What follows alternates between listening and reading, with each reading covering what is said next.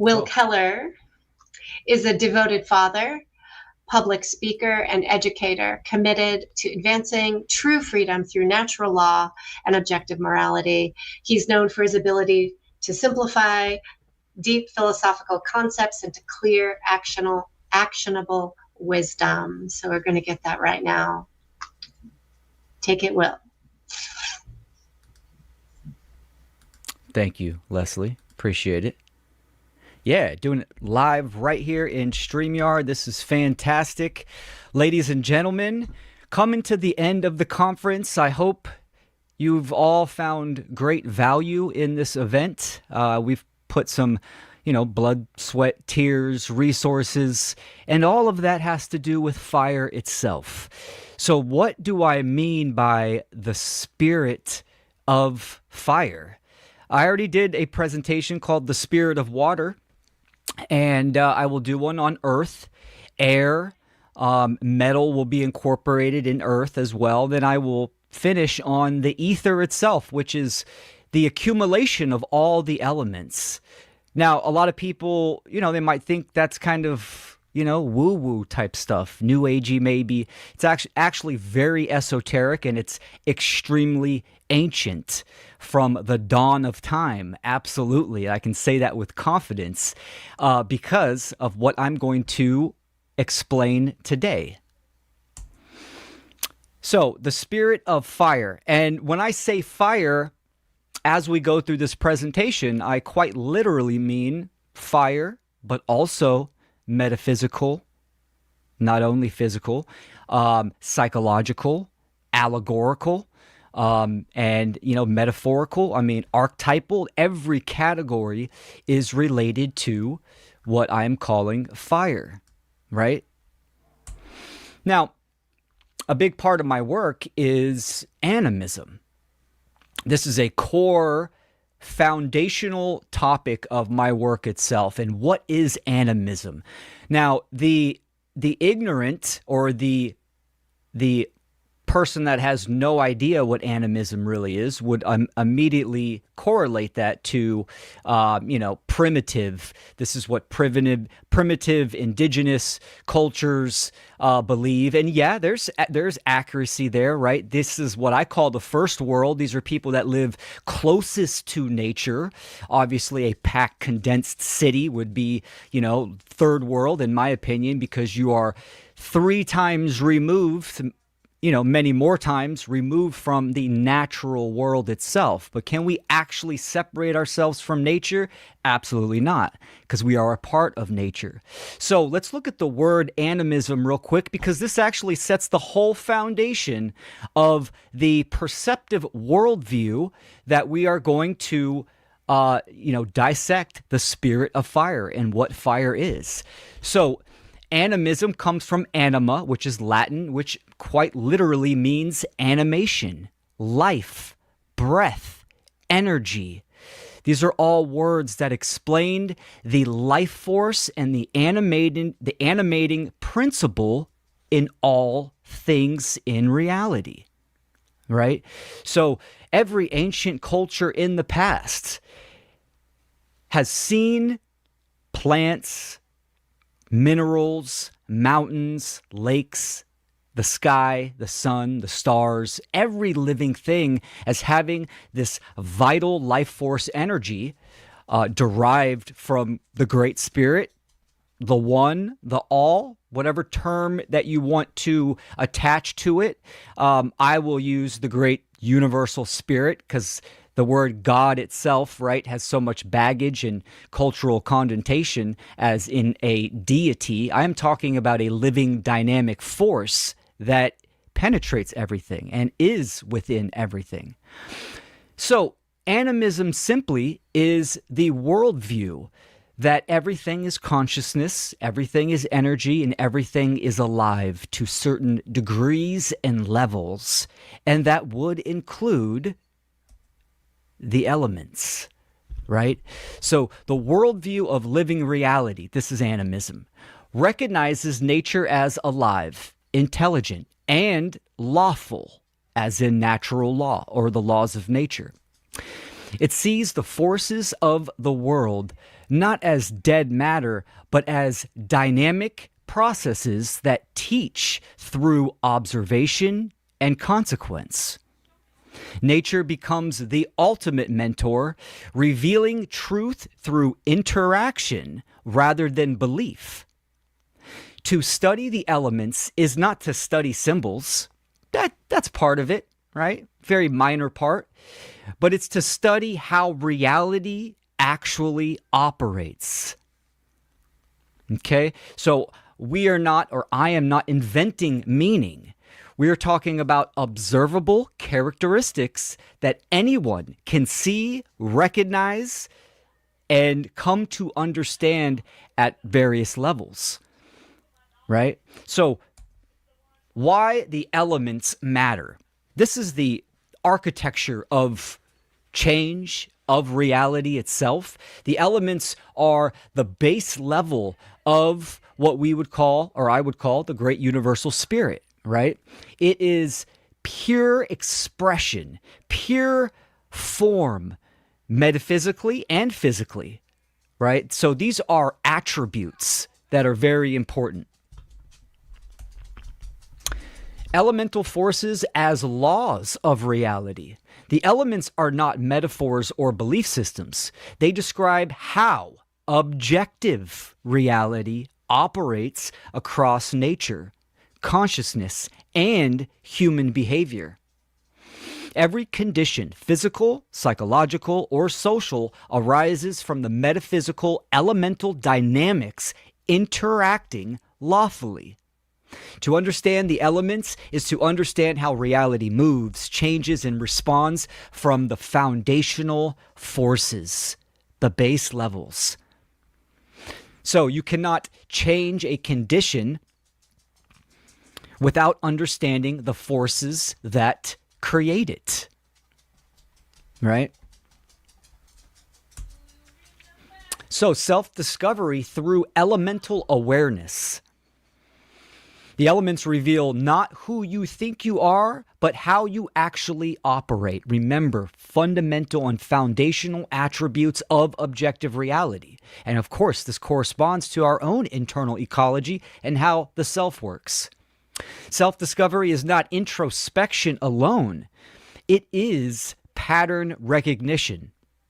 The same forces that shape ecosystems, weather, and stars operate within the human psyche itself. When we understand the elements, we see how thoughts become actions, actions become habits, and habits become outcomes. Change begins when we stop fighting reality and start working with it. And this is why understanding the elements is so important, right? Because when we have a sense of what fire actually is on all of those levels, right? Metaphysical, physical, psychological, we can start to look within our own mentation and our own habits from those foundational characteristics. And I'll get in, we'll get more into detail as we progress. So the fire element. Let's talk about some just basic correspondences that most everyone can kind of relate with, right?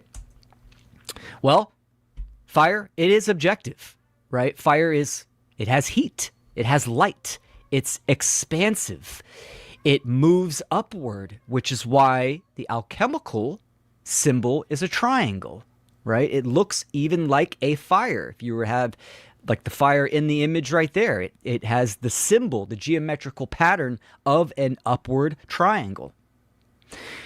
Fire is activation.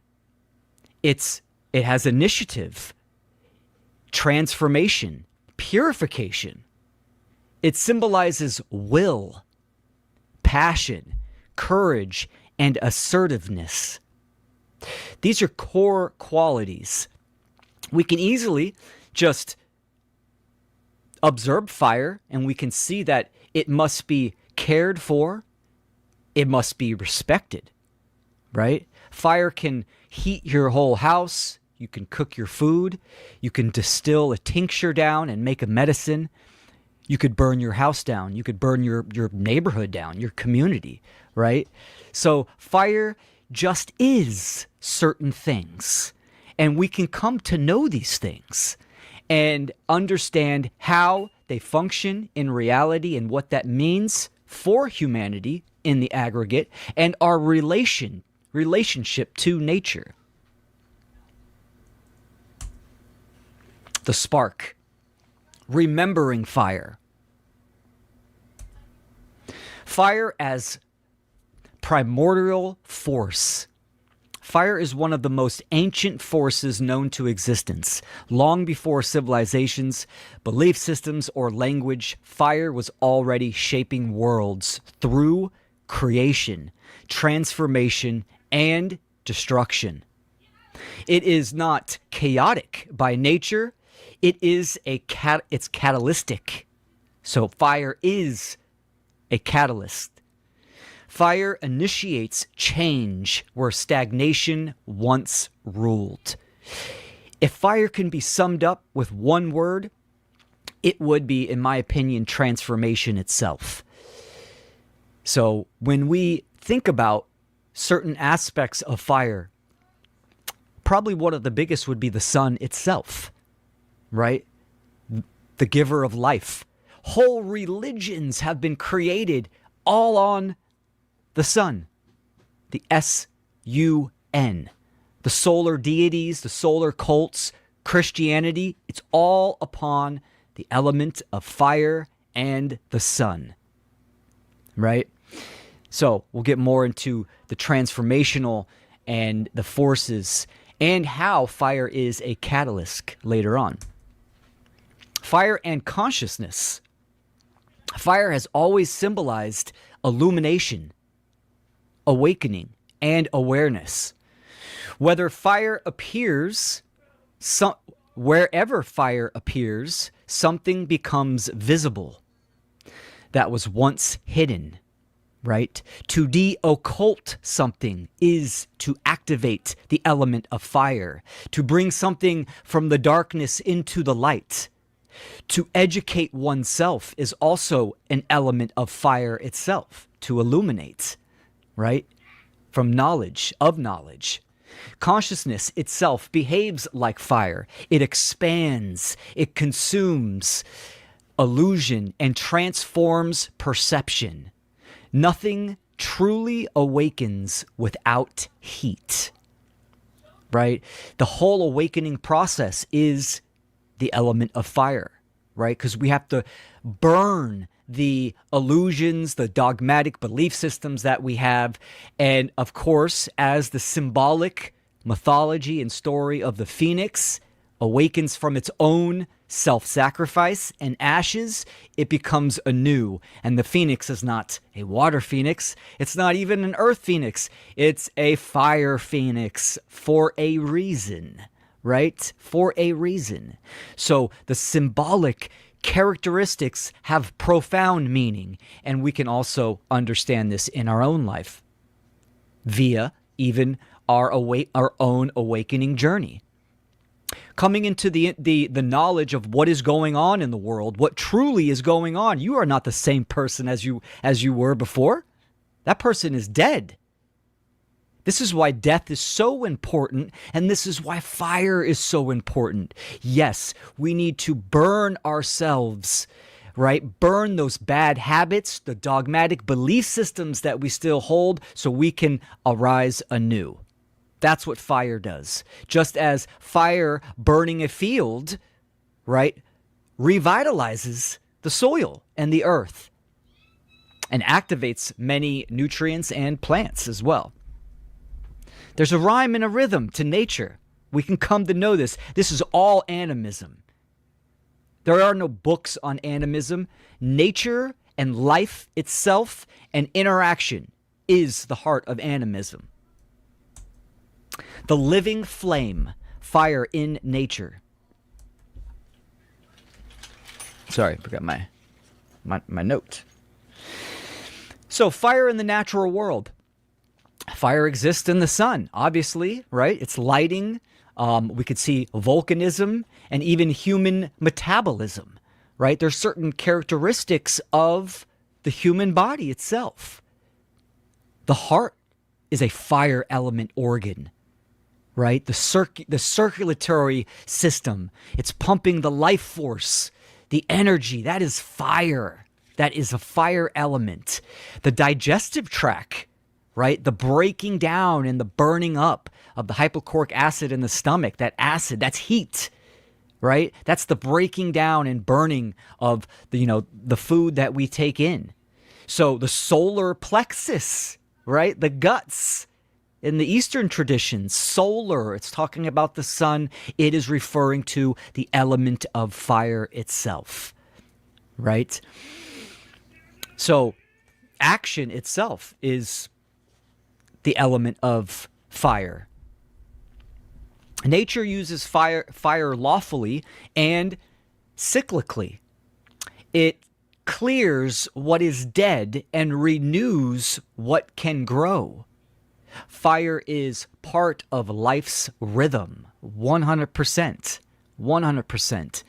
Some of the most nutrient-dense soil comes from, the volcanic area, right? So we can see this. We can observe the natural world, and we can come to understand correspondences of the fire element itself, right? And even in all the mystery traditions of, in the tarot tradition of wands representing,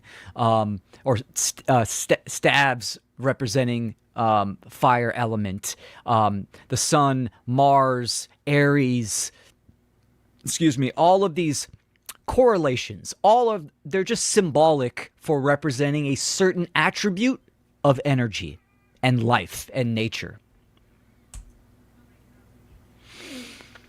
Creative versus destructive fire. Fire destroys only what cannot endure. I'll read that again. Fire destroys only what cannot endure. Forest fires renew ecosystems. Controlled burns prevent catastrophes. Creation and destruction are phases of one process. Nature never wastes fire. The first torch, fire and humanity. Fire as humanity's first technology. Yeah, absolutely. Absolutely. The discovery of fire, I think it's always been here, but then again, who knows? But still, fire is a technology, just as water can be a natural technology, and the earth and air and all the elements, right? We look at ether itself. The dielectric magnetism can be harnessed and used as technology for humanity as free energy. But yes, fire itself, technology in itself is a fire element. So fire gave humanity warmth, protection, metallurgy, right? And civilization, what we know as modern civilization with our modern tech, computers. This is all electricity. This is all fire element. It extended human capability beyond instinct. With fire came power. With power came responsibility, or the lack thereof, right? This points to what Tyler Bloyer was talking about within his presentation. That lack of moral and ethical responsibility with the power of technology, or the power of the element of fire. What happens when you don't respect fire? What happens when you don't understand how to control a burn? Objectively, you will get burned 100%. The Promethean fire, this is the mythos, most popular, and there's many across cultures. Fire was sacred and guarded. It symbolized knowledge and divine responsibility. The myth of Prometheus reminds us power without wisdom carries consequence, right? Prometheus stole fire from the gods. Now, that is a symbolic representation that humanity might not have earned the knowledge of fire. Even as we are now today with AI and the advanced technology, we obviously don't earn that technology, Because if we did actually earned it, that the moral and the ethical wisdom would be there in all technology that we utilize, right? So more or less, we are kids juggling with flaming flaming balls, right? Or flaming sticks, whatever they're called.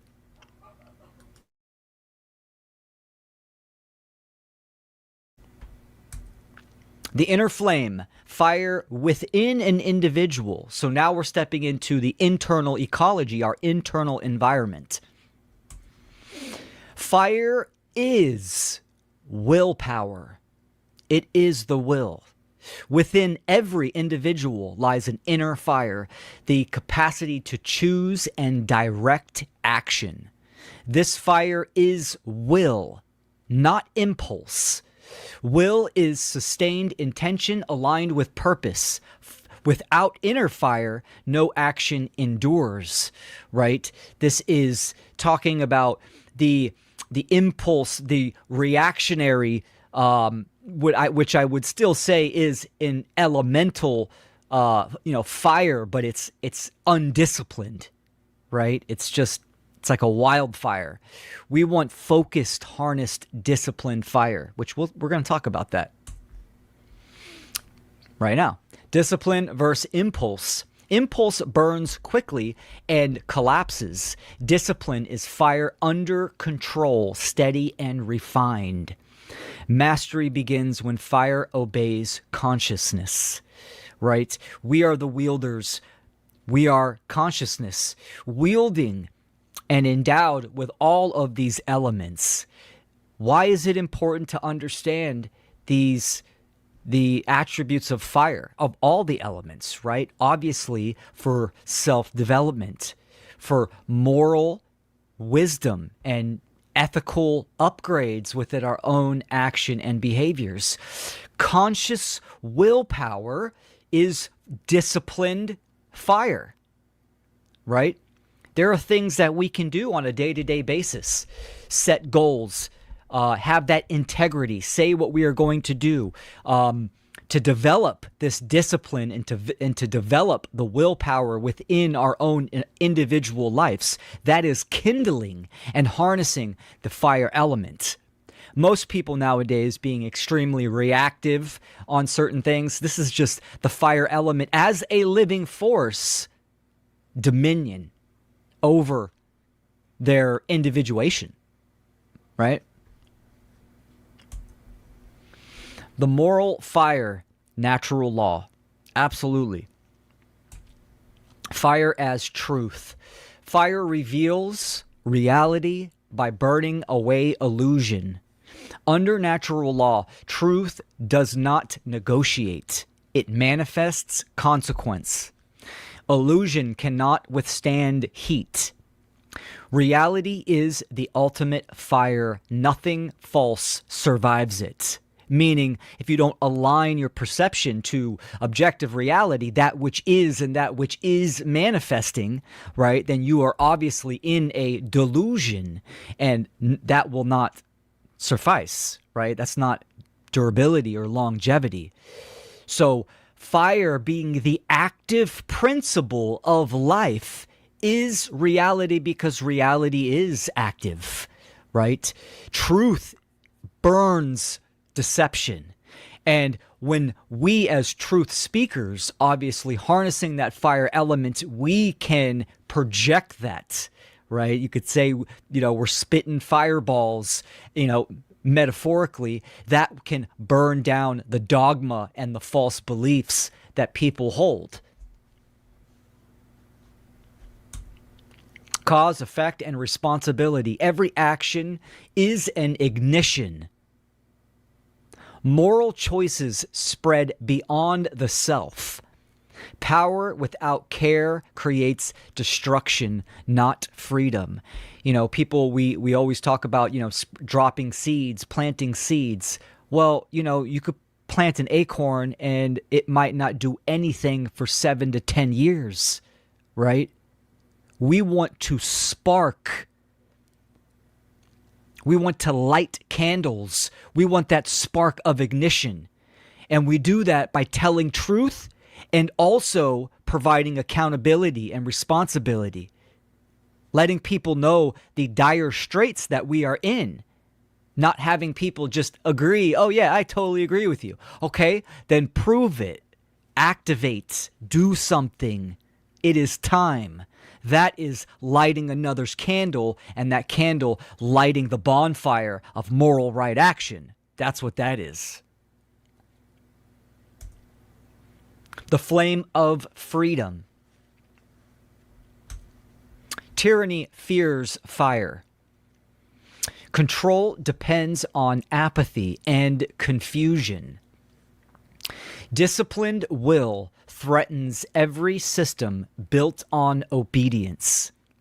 Fire awakens sovereignty. Now, let me just give you the visual from the elemental worldview, right? What is tyranny, right? What is a society that is its main beliefs is based in moral relativism and the belief in human authority, and it's living in slavery itself, right?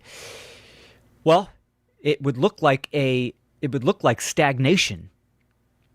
It would be, there are dark sides to these elements as well, right? It's definitely not alive. It's definitely not a fire element. It would be frozen ice. It would be a tundra. It would be a swamp, earth,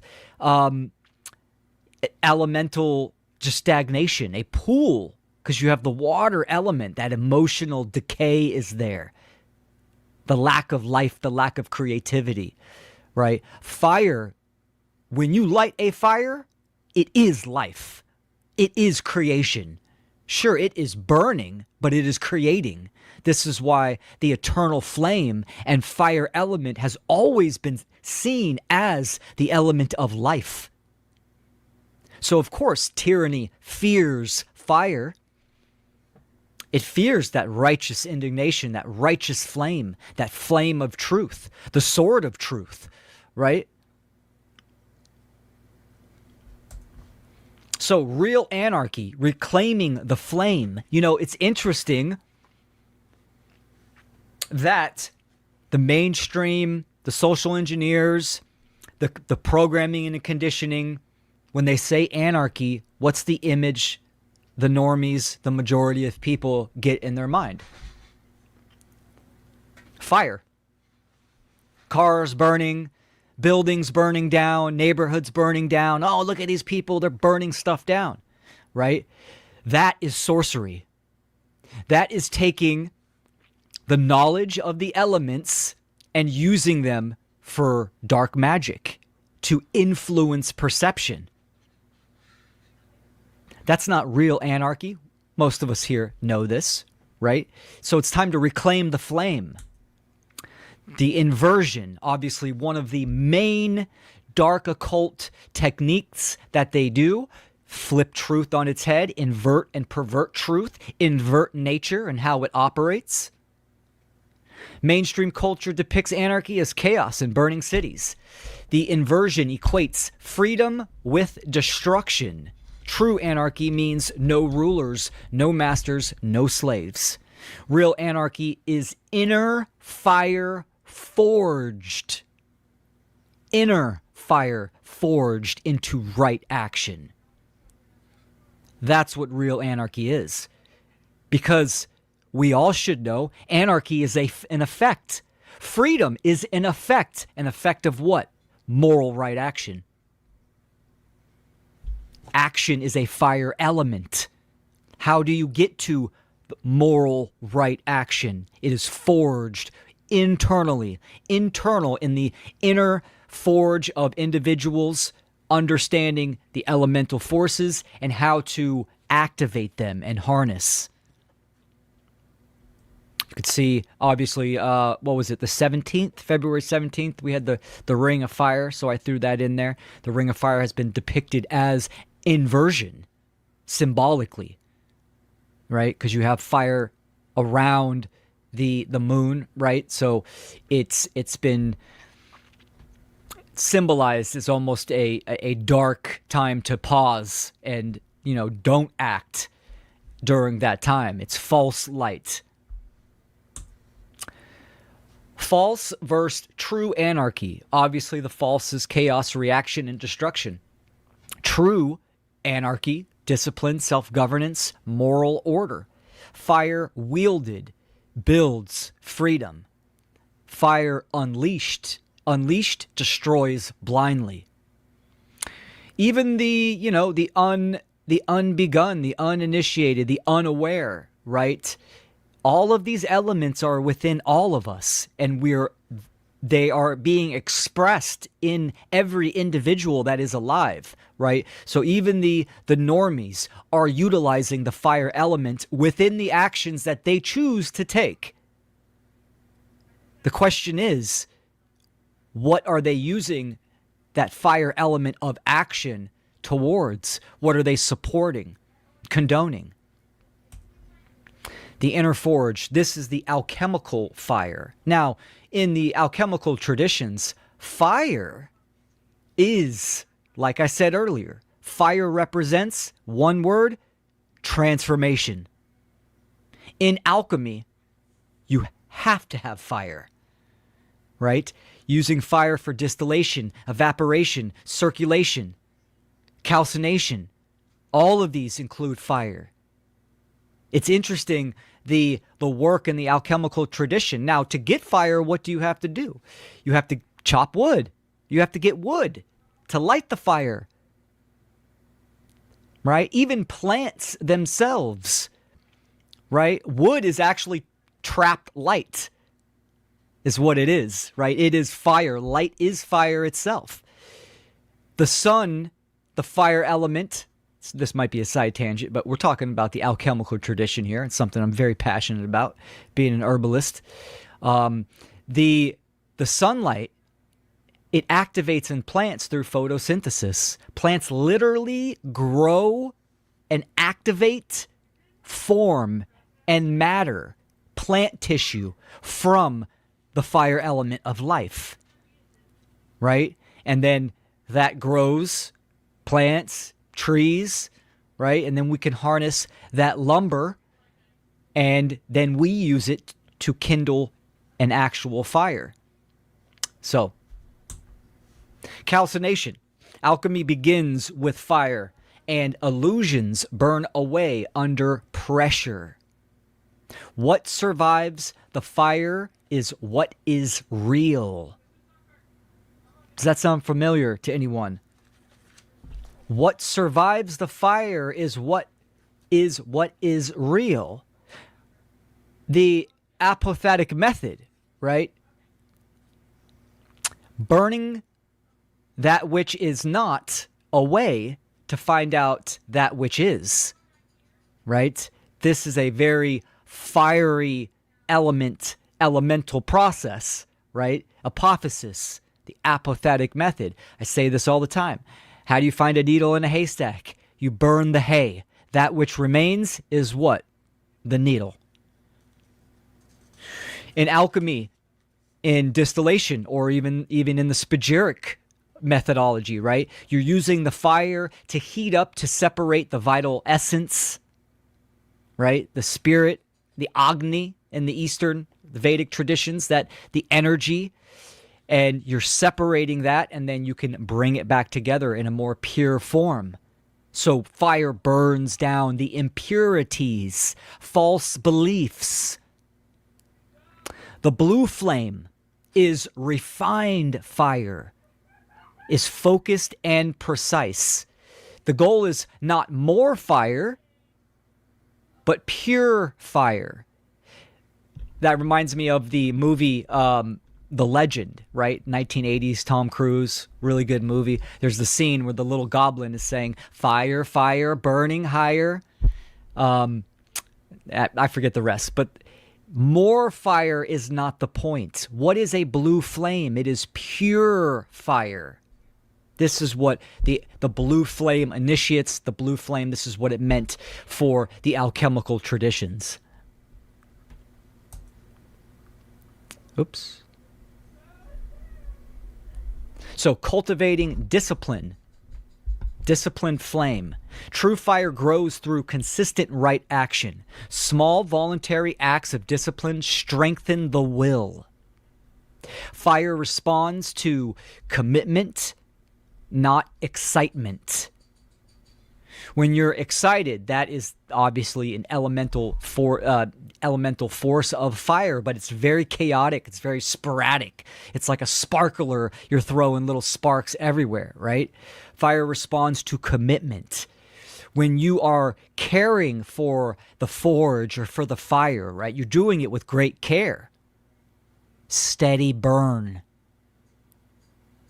Consistent right action. Acts of discipline. Consistency. This is what the disciplined flame is.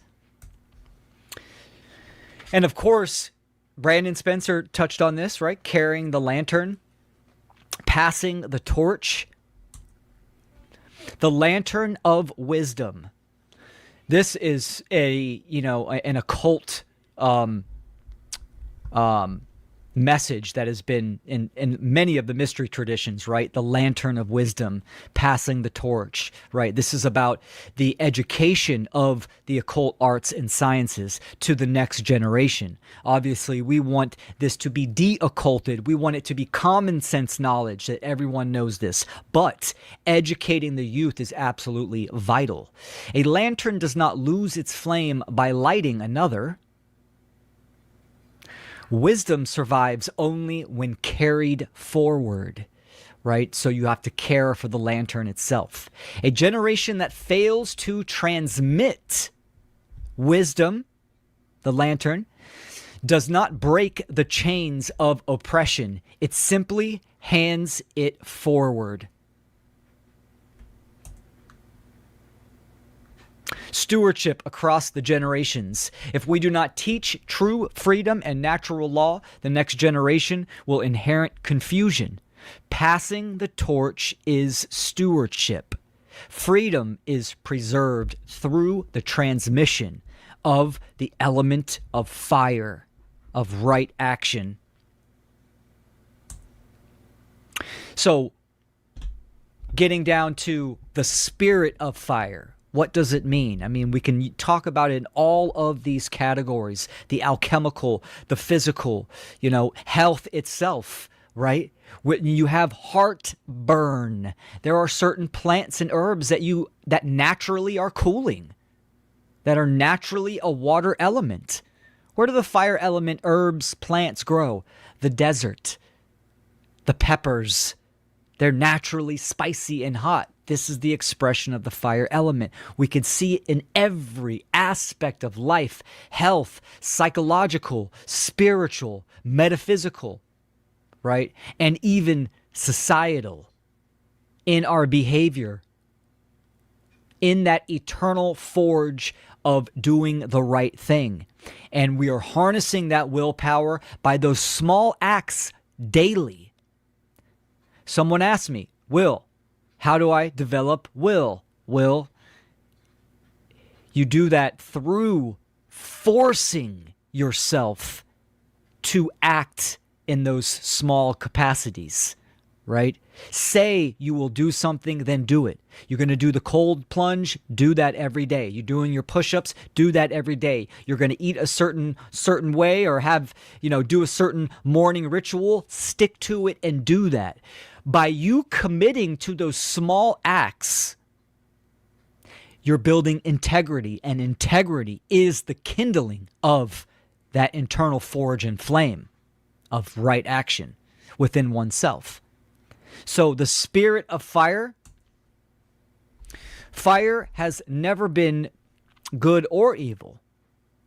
It simply just is, right?